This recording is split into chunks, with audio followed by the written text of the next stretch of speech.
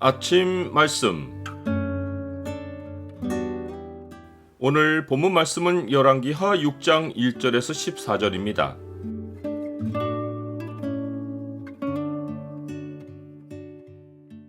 고통에서 빠져나오려면 주께 호소하고 기도하라. 오늘 본문을 소망의 창으로 보면 하나님이 마음 눈을 열어주실 때 어떤 능력을 가지는지가 보입니다. 소망의 창을 보여주는 구절은 6장 12절입니다. 그 신복 중에 한 사람이 이르되 우리 주 왕이여 아니로소이다. 오직 이스라엘 선지자 엘리사가 왕이 침실에서 하신 말씀을 이스라엘의 왕에게 고하나이다 하는지라. 열왕기는 엘리사가 선지자의 제자들의 아내 중에 과부가 된 한 여인의 형편을 살펴서 빚에서 놓이게 한 기적을 시작으로 쇠도끼를 떠오르게 하는 기적까지 7개 기적을 소개했습니다. 이 기적들에는 가난한 과부를 도운 일만 아니라 부자인 수냄 여인이 아이가 없던 중에 아이를 낳은 것과 그 아이가 죽은 것을 살리는 일도 있었습니다. 또한 독이 든 음식을 해독해 줌으로 선지자들의 생명을 지킨 일과 부족한 양식이 불어나게 해서 선지자들의 생계를 도운 일도 있었습니다. 나아만에게 베푼 기적은 하나님께 절대로 가까이 할 수 없는 나병을 고쳐주어 영원한 죽음에서 영원한 생명이신 하나님께로 돌아오게 해준 일이었습니다. 이 기적들의 공통점은 생명을 얻는 것이며 그 중심에는 하나님의 사람이 있었습니다. 마지막으로 쇠도끼를 물에서 떠오르게 한 기적은 7개 기적의 마무리로서 첫 번째 기적이 다룬 빈 문제를 다시 다루었습니다. 엘리사와 함께 거주하는 선지자의 제자들은 사람들의 수가 늘어남에 따라 요단으로 옮겨 새로운 처소를 세우려 했습니다. 이번에는 더 많은 사람을 수용할 처소를 지어야 했기에 값비싼 쇠도끼를 빌려서 나무를 베었는데 나무를 베일 때 쇠도끼가 물에 떨어졌습니다. 쇠도끼가 이만저만한 값의 물건이 아니었기에 그것을 물에 빠뜨린 사람은 괴로움을 호소하며 내 주여 이는 빌려온 것이니다 라고 외쳤습니다. 당시 쇠는 블레셋 땅에서나 구할 수 있는 매우 귀한 재료여서 쇠도끼를 배상하려면 엄청난 값을 치러야 했고 곧장 빚에 내몰릴 수 있었습니다. 그러하기에 쇠도끼를 잃어버린 사람은 순간 겁에 질려 선지자에게 괴로움을 토로한 것입니다. 그러나 하나님의 사람은 태연하게 반응하며 어디 빠졌느냐고 물었고 빠진 곳을 보였을 때 나뭇가지를 베어 물에 던져서 쇠도끼가 떠오르게 했습니다.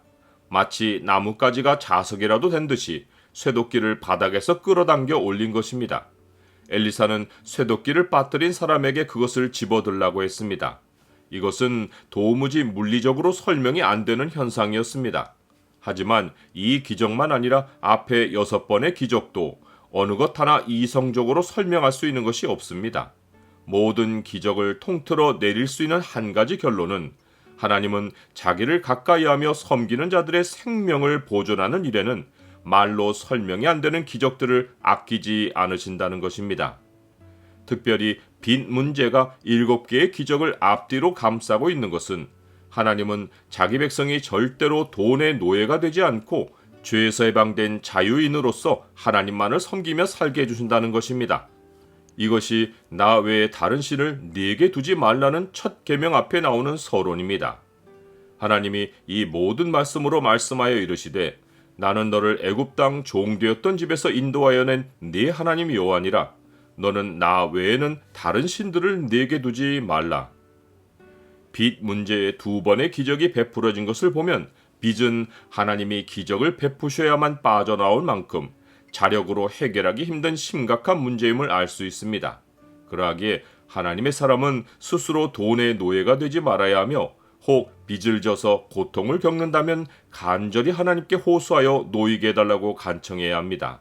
하나님은 오직 하나님만을 의지하는 자에게 기적을 평범하게 베푸십니다. 나는 쉽게 빚을 져서 삶의 문제를 해결하기보다 사는 문제를 철저히 하나님께 맡기고 기도합니까? 이제 열왕기는 하나님 사람의 7번의 기적을 소개한 후 전쟁의 현장으로 돌아옵니다. 이것도 크게 보면 기적의 현장입니다. 사람들은 삶의 현장에서 물리적인 싸움을 벌이는데 정작 싸움의 승패는 영적 전쟁으로 좌우되며 그 중심에는 영의 눈을 가진 하나님의 사람이 있습니다. 아람 왕이 이스라엘과 더불어 매번 싸울 때마다 자기들의 전략이 먹히지 않고 패한 것은 하나님의 사람이 아람 왕이 침실에서 한 말까지 다 알고서 이스라엘 왕에게 알려주었기 때문입니다.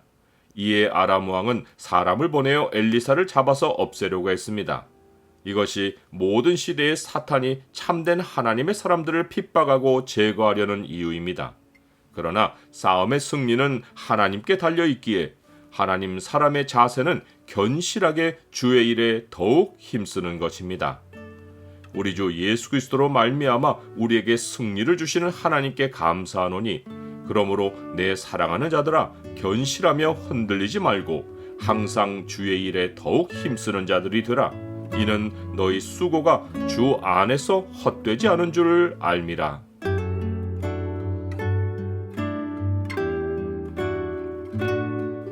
주님, 돈의 노예가 되지 않고 주가 주신 자유를 지키게 하옵소서.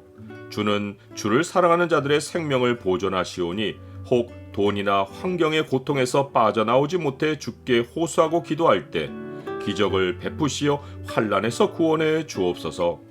예수 그리스도의 이름으로 기도드립니다. 아멘.